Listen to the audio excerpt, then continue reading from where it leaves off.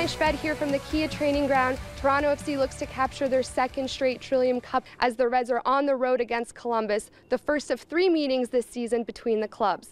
A matchup between 2 very good MLS teams, as Columbus has only lost 1 of their last 7 games at home, but Toronto FC still holds on to that unbeaten record, having only lost 1 game on the road in the last 10 showings. It's home sweet home for TFC's Nick Hagglund and Justin Morrow as they visit their hometowns this weekend. Since 2015, Justin Morrow has recorded 9 goals, while no other defender in the league has recorded more than 6 in that span. He attributes all these goals to his teammates.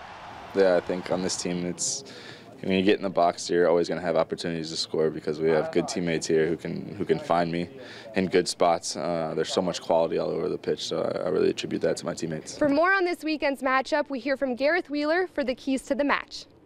Thanks, Caroline. Let's start off with high pressure and forcing mistakes. Toronto FC did that very well against Atlanta United last time out, and even though they're playing on the road, they need to set the tempo. Putting high pressure, the ball will take Columbus out of their element. They're the best pass completion team by percentage in MLS, completing 82.6% of their passing. If you start the pressure high, you can create turnovers and set off the Toronto FC attack and not allow Columbus to get numbers behind the ball. So forcing some high pressure is going to be critical come Saturday.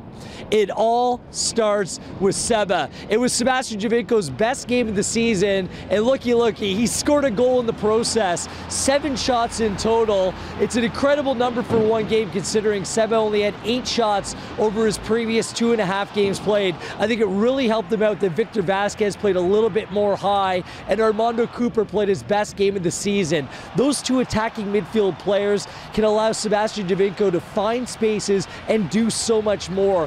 Whether it's Sebastian Giovinco dropping deeper when need be, that's okay as well, because Seba running at you creates all kinds of havoc in the opposing back line. So it starts with Seba. He needs to be productive. He needs to be on the ball.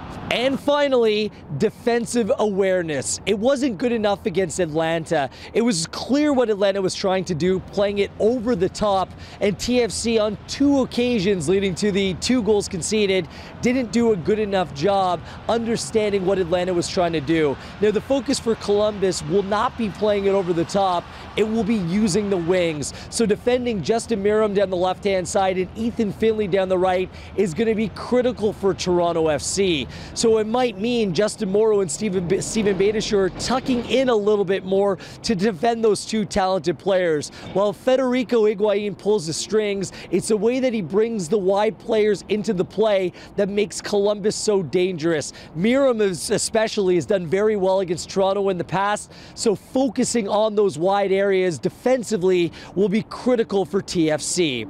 Thanks, Caroline. Back to you. Thanks, Gareth. And your Reds head into Maffrey Stadium this weekend. You can catch the game on Saturday at 8:00 p.m. on TSN. Be sure to follow the conversation using the hashtag TFC Live and enjoy the game.